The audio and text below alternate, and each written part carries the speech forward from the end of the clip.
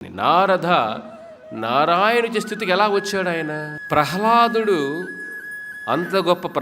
అంత గొప్ప భక్తుడు చేసిందే నారదుడు. ప్రహ్లాదుడు గురువు నారద. ధ్రువ నక్షత్రం అంటే వైకుంఠలోకం, క్షీరసాగరం, శ్వేత ద్వీపం అంటాం. ఆ శ్వేత ద్వీపం ఉన్న ధ్రువ నక్షత్రాన్ని ఆ ధ్రువ మహారాజు భక్తుడు, ఆ ధ్రువ మహారాజు గురువు కూడా నారదముని.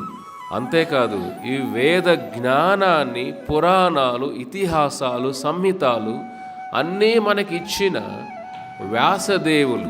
ఇదం భాగవత పురాణం బ్రహ్మ సంహితం ఉత్తమ శ్లోక చరితం భగవాను వ్యాస ఋషి. వ్యాసదేవుని ఎవరైనా నారాయణ అవతారం వ్యాసదేవుడు.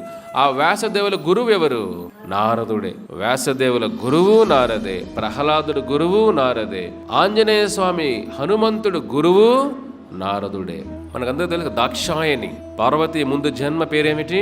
దాక్షాయని. ఆ దాక్షాయని ఎవరి కూతురు? దక్షుని కూతురు. ఆ దక్షుడికి 20,000 మంది కొడుకులు పుడతారు. 10,000 మంది ఒకసారి, 10,000 మంది ఒకసారి. వాళ్ళందరూ కూడా Naradamuni శిష్యులే.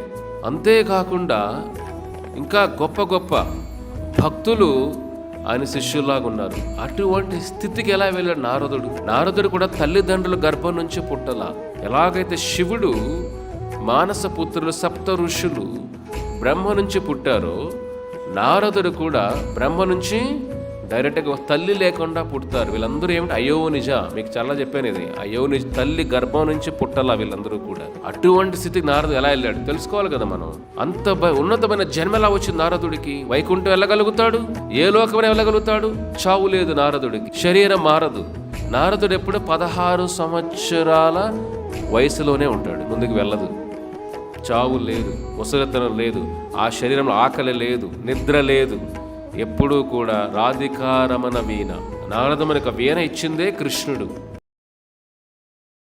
Like, share and subscribe to HKM Hindupur channel.